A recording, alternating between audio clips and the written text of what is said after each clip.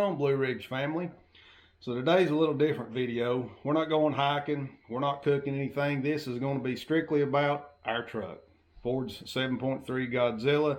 We've got it in the F350 single rear wheel, and we're just going to be talking about fuel mileage and how did it do out west on our trip this year. So for new viewers that click because of either the thumbnail or maybe the description, appreciate y'all tuning in.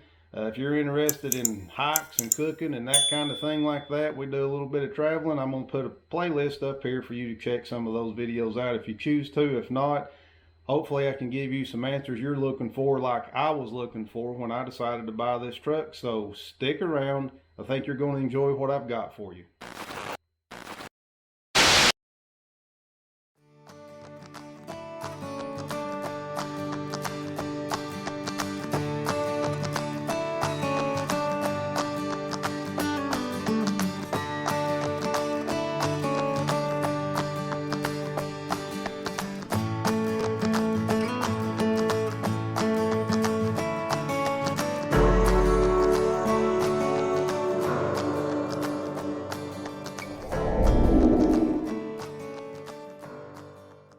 Alright, so first let's talk about the truck. What is this 7.3 Godzilla in?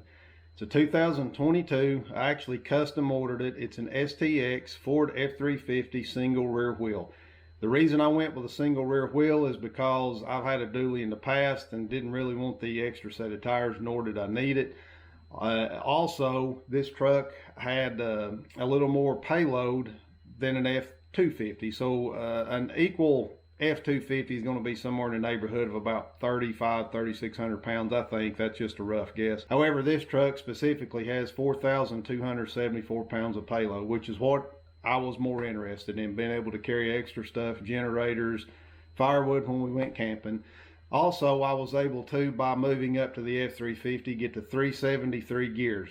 So when talking about all this towing with this Godzilla, most people either have the 250 with the 355 gears, and some people opt for the 430 gears. This one I wanted something in the middle, so I opted for the 373 gears, and that's the specific reason I got the truck that I got. So I took our truck to the scales after we put generators, any kind of stuff that we were going to be hauling in the back of the truck. I've got a cover on the back of it. Our entire family, full of fuel, everything out the door. Weighed on cat scales at a truck stop local to the house. Our truck weighed 8,120 pounds, which again, the reason I wanted the F350 is so we had plenty of payload capacity, because I ran into with our last tow vehicle where we ran out of payload capacity and we're slightly over, which wasn't a big deal. I felt comfortable pulling, but I just don't like living like that. So the entire rig, we're talking the camper, which by the way, the camper, the gross vehicle weight rating or max amount of weight that it could hold was 10,195 pounds. We were somewhere within a couple of 200 or 300 pounds of that. So with the truck, the camper loaded up, out the door, everything, the whole rig weighed 18,520 pounds. So that's what we're pulling across the Rockies out west and everywhere else. So just as a comparison for fuel mileage wise, for those of you that maybe you've got one of these vehicles or curious, you know, how does this truck compare to other gas burners? So our previous tow vehicle was a 2020 Toyota Tundra. I believe those trucks have a 410 gear in them, somewhere in that neighborhood. So we pulled a 32-foot Grand Design fifth wheel, pretty much this same route. It was a little different at the end, but for comparison, a really good comparison.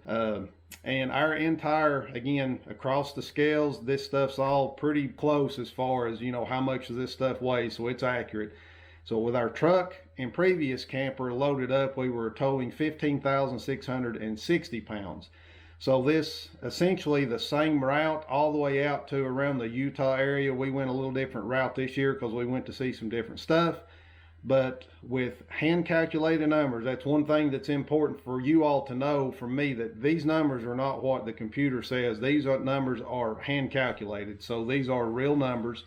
But we towed and got 6.8 miles per gallon. That was with the Tundra, the 32-foot Grand Design tag-along or bumper pull, if you will, camper, weighing in at 15,660 pounds. So the new 7.3, one of the main reasons we got it again was payload. Also, I was expecting better fuel mileage. I was expecting somewhere about 8 miles per gallon, hoping for 8.5 because fuel prices were up this summer, and obviously if we get better fuel mileage, we'll save a little bit in gas. So at least that's what I sold me getting this new truck to my wife as. That's kind of how I justified it. So don't tell her that. Couple of things to note before we get started with the different sections that we actually towed through is I always locked out 10th and 9th gear. Don't want to tow in either one of those. That's pretty common practice, and we are in tow haul mode. So that puts you in 8th gear, obviously, and just for reference, that's going to run you somewhere in the neighborhood of about 2,300 RPM as you're just cruising down the road at 70 miles an hour. Which again, 2020 Tundra at the same, it was a 6-speed transmission, but in 4th gear, which you had to lock out 6th and 5th gear, I was running somewhere in the neighborhood of about 3,300 RPMs, which the truck done it, didn't have no issues, but it's a vast difference in the, I guess, the quality of the tow and the ease of the tow with this bigger truck. So just a couple of key points there to remember. Lock out those gears, tow haul mode, and just makes everything a whole lot easier to tow with. All right, finally time for the good stuff. So how did this trip go? So our first leg from here in East Tennessee to Paducah, Kentucky, as you can see here, I've planned our whole route out so you could see kind of which way we went. So we went a total of just over 300 miles. That specific leg was, we got 7.65 miles per gallon. Paducah is 341 foot elevation, so we were kind of going downhill, so not too bad on fuel mileage there. Not what we were expecting, but not too bad. But overall, not that big of a deal to pull from our house to Paducah, Kentucky. Pretty straightforward drive. All right, leg number 2 of this thing. We're going from Paducah, Kentucky to Hays, Kansas. Now that is a challenge in and of itself. If you've ever pulled 70 west across Kansas, you know that you're going from around 900, I think, something foot elevation up to about 2,500 by the time you get to Hays, Kansas. It's pretty far across Kansas. There is a constant headwind of anywhere. I've seen 15 to where I think was about 25 miles an hour of a headwind. So it's not a challenge. The truck done it, no issues there, but you're not going to get good fuel mileage. We ended up with 6.5 miles per gallon. There was one leg of that we actually were getting somewhere in the neighborhood of about 5.5 as we approached Hays, Kansas, just because of the constant headwind, the climbing elevation. And I've said this, and if you watch any of the videos, Kansas isn't flat. It's rolling hills, and each hill's just a little bit bigger than the next. So that was the second leg of this. Really hurt the fuel mileage, but it is what it is. It's just how it is when you pull across Kansas. All right, what we're calling the third leg of this is from Hays, Kansas on to Aurora, or basically that's just outside of Denver. So we finished pulling that whole leg right there, and that ended up, we obviously climbed from, I think, 2,000 feet up to a mile high because we were in the Denver area. So we got 6.75 miles per gallon. So again, wind wasn't as bad, and once you get up to that mile high, once you get up to elevation, you're flat, so to speak, up around the Denver area.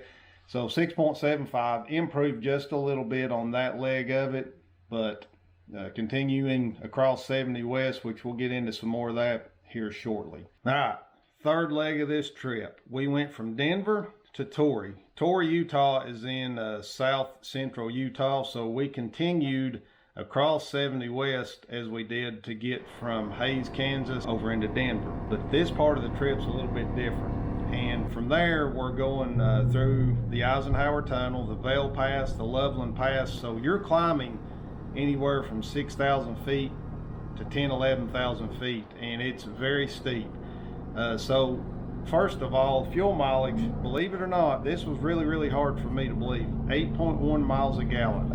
The reason being is because, well, when you're towing 18,000 pounds, it's tough to go up a hill, but when you finally do get up to the top of the hill, you got a lot of coasting to do. So that was actually our best, one of our best legs of the trip. But I will mention right here that the engine brake on this truck really got tested here.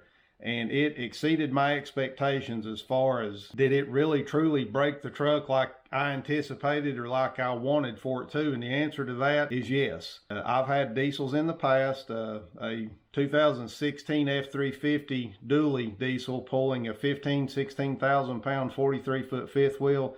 So I'm very familiar with the braking capabilities of those trucks. And although this truck is not a diesel, neither is the engine brake. It absolutely did its job. So many times going up and down some of those passes, instead of having to ride the brake, you could depend on the engine brake. And it surpassed my expectations as far as what it was supposed to do. So I'll say good job Ford regarding that. So once we got to Torrey, Utah, spent our time there, the next leg of this was to go to Moab, Utah.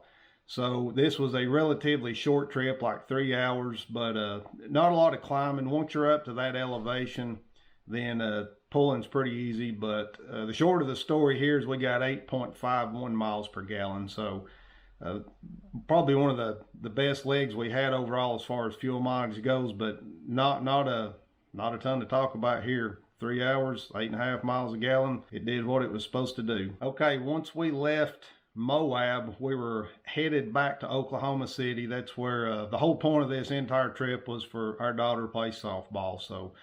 But we were going to Oklahoma City to play softball. So on the way from Moab to Oklahoma City, we went through the backcountry. Now, my wife questioned me, and I'm the type of guy to just type it in and follow whatever it says. But I probably would have went this way anyways.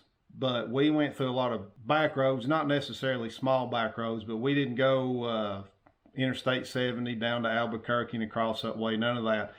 We basically went back across the Rockies. Now, included in this trip right here were the likes of Wolf Creek Pass, which was, I think it was almost 11,000 feet, Lavetta Pass. So we did some major climbing. If you've ever looked on a map through Pagosa Springs, that's a very, very steep pass right there, the Wolf Pass is. So again, a challenge for the truck. It met that challenge at 7.85 miles per gallon for that entire trip. So again, engine brake performed very well. Was well pleased with the way the truck pulled up and down these passes with the camper. So again, good job Ford. The next stop is we stopped in Trinidad to camp for the night.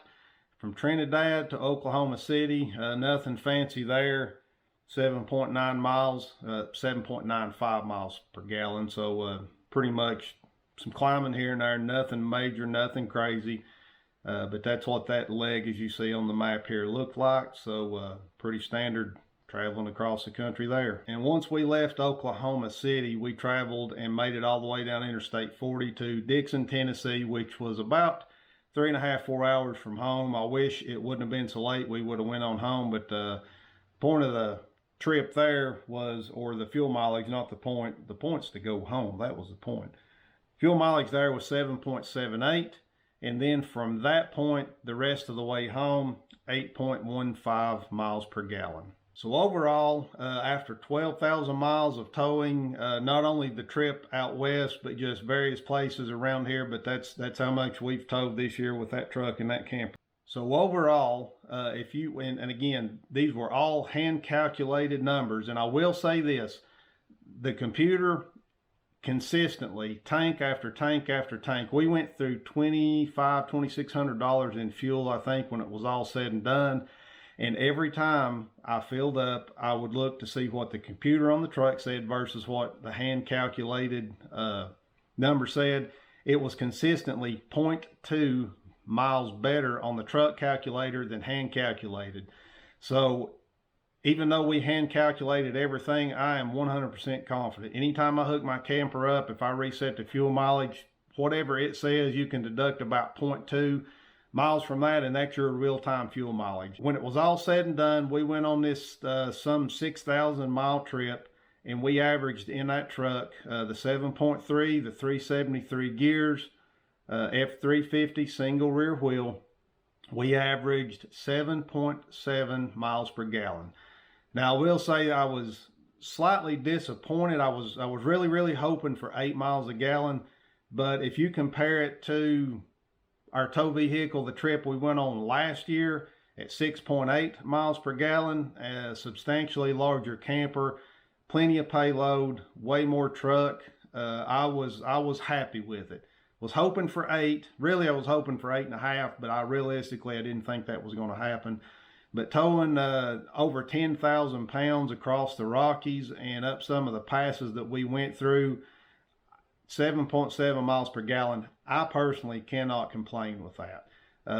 And also, as I mentioned before, we towed, it's been back in 2000, about 5 or 6 years ago, 2016, I pulled that 43-foot camper that weighed about 16,000 pounds with the diesel truck.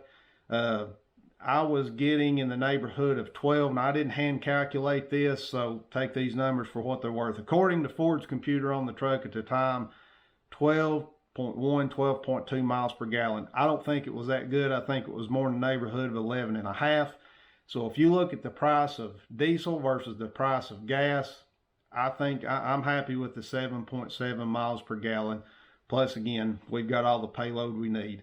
And just to reiterate, not only did the truck perform well fuel mileage wise, it almost met my expectations. I'll say it met them. It was a little bit lower, but overall, the ride quality of the truck, it's great. I like it. The engine braking, I can't say enough about how well the engine braking performed. And trust me when I tell you, we pulled down some steep stuff. I don't know if you've ever been out there again. I'll try to show you some shots of where we were coming down 70 West and stuff. But the engine braking on this truck absolutely met my expectations and then some. I was pleasantly surprised at that. So if you got any comments or got any questions, feel free just to ask those down there. Maybe I can help you out in answering those. As stated before, we've went a long ways and have quite a bit of towing experience, so maybe there's a question that I could answer. I've towed a lot of different trailers with a lot of different trucks in my life. So if not, appreciate y'all watching. Hopefully this helps some of you all answer some questions or make a decision. Overall, thanks for the support, so we'll see you next time.